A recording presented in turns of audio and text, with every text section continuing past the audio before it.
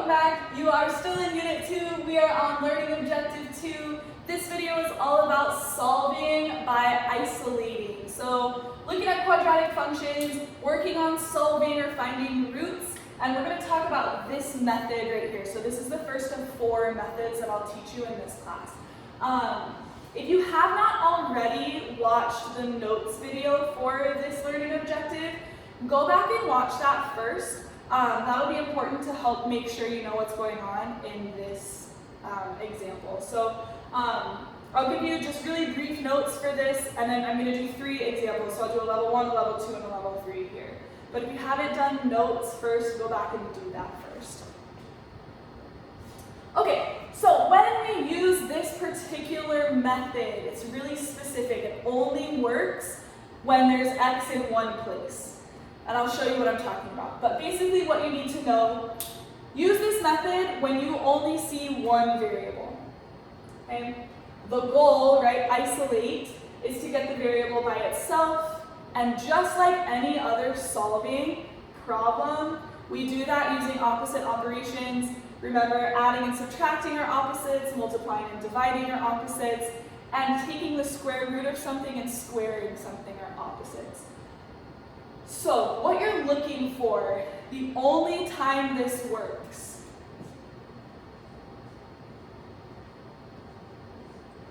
is when you have something like this right here. So what I mean by only one variable is that you have x in one place right here. In this problem, you can isolate. Okay? If I give you something like this, however, now, because we have an x here and an x here, this method doesn't work anymore. So this is something else when you have x in 2 places. But if you see only one x, automatically you should go to this method. It's the easiest one. One x, isolate it, get it by itself, done.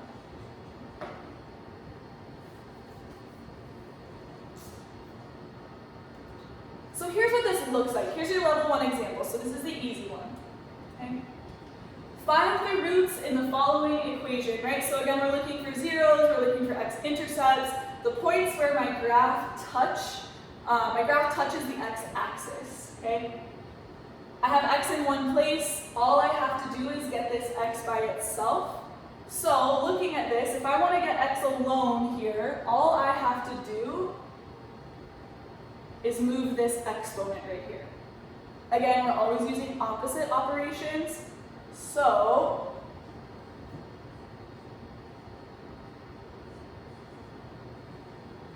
if I want to cancel out this exponent or get rid of this exponent, I want to use the opposite, which would be to take the square root. As soon as you have a square root and an exponent of 2, those cancel out every time. What I'm left with on this side then is just an x. Over here, I have to take the square root of this side as well. I have to balance out the sides. So I'm looking for what number times itself gives me 16. So I know that 4 times itself gives me 16. The square root of 16 is 4. This is not it. This is not your whole answer. Here's where we have to be really careful, and here's where I need you thinking. So we know that 4 times itself gives us 16. Yes? We know that.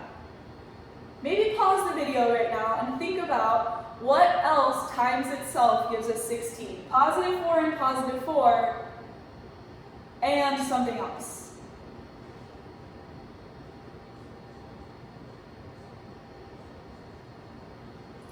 Negative 4 times negative 4 also equals positive 16. So we have to be super careful. Anytime you take the square root of a number like this, we have to include a special symbol, and it looks like this right here. What this tells me right here, x equals plus or minus 4. Pause positive or negative 4, positive and negative 4.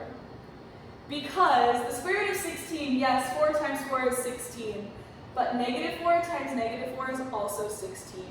I have to include both the positive and the negative answer. Okay? So what this is really telling me, yes, x equals 4, but x also equals negative 4. You have to include both. If you don't include both, it's wrong. You forgot an entire half of your answer if you don't include the negative. Also keep in mind that when we write our answers out, they have to be in point format, so x comma y. In the last video, right, we talked about it's always going to be x comma 0. The y value will always be 0. So my answer is 4, 0, and negative 4, 0. So this would be the final answer that I'm looking for, and what this tells me is that this particular graph is going to cross at positive 4 and at negative 4. So just be really careful. You have to include both the positive and negative answer, because if you don't, you're only giving me half of your graph. You're only giving me half of the answer. So just pay really close attention to that. Positive times positive is positive, but negative times negative is also positive. So make sure you have both.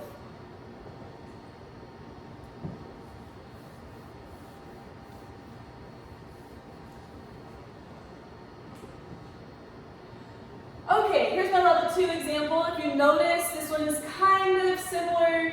We just now have a negative 5 and a 2 out here in front. So if I'm looking at this, this one I only needed to move the exponent.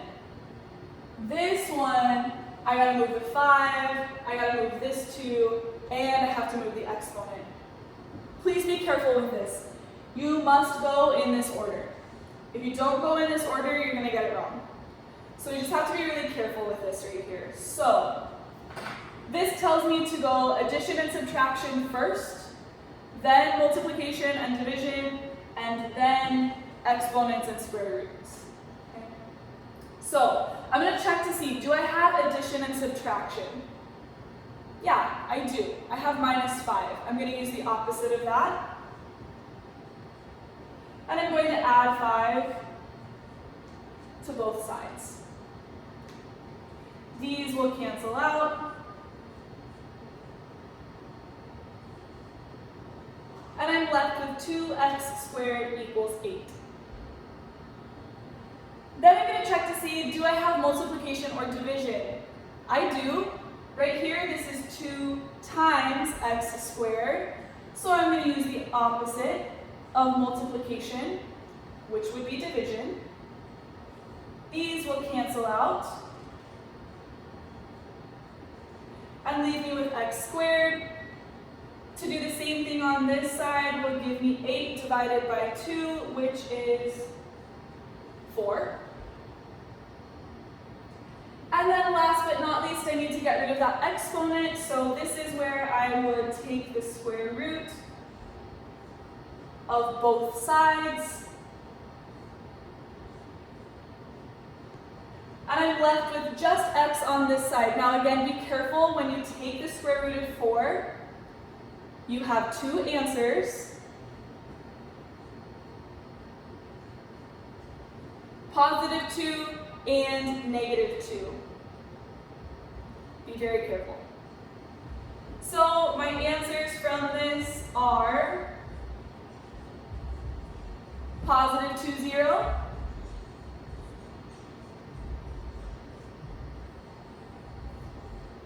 And negative 2, 0.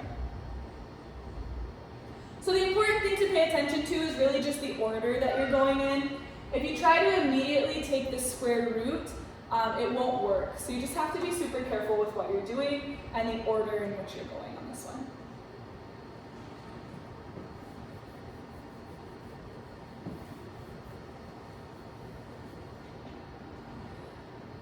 All right, here's our last example for this, this method. What you're paying attention to on this one is taking the square root of a negative. So I'm going to go through that same order that I did last time. I'm going to go addition and subtraction first. So I subtract 4 from both sides. 1 minus 4 is negative 3. Then I'm going to use division to undo my multiplication here. Same thing on this side.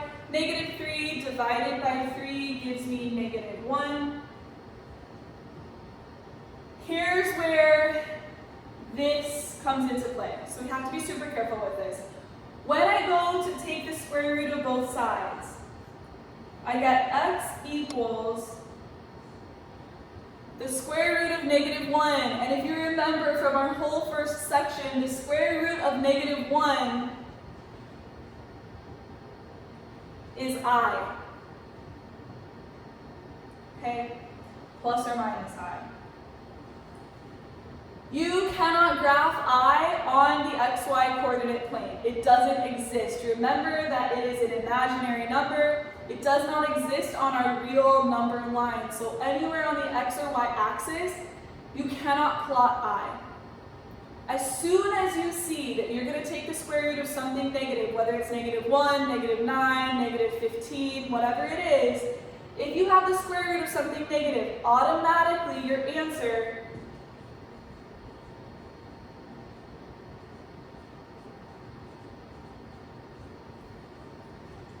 is no real roots. So all you have to do is write in no real roots, circle that. This tells me that you understand, hey, this is a negative here. We can't take the square root of that with real numbers. I can't plot this on my graph. These roots are not on the real number line because it gives us something imaginary. So this is a perfectly acceptable answer for a problem like this. If you do end up with a negative, put in no real roots, circle it, move on. That's it. Okay. So that's all I have for you on this section. We did 3 examples, a little bit of notes. Just be really careful with your basic math on this one. Make sure you're using opposites and make sure you're looking out for this negative sign here. Great job.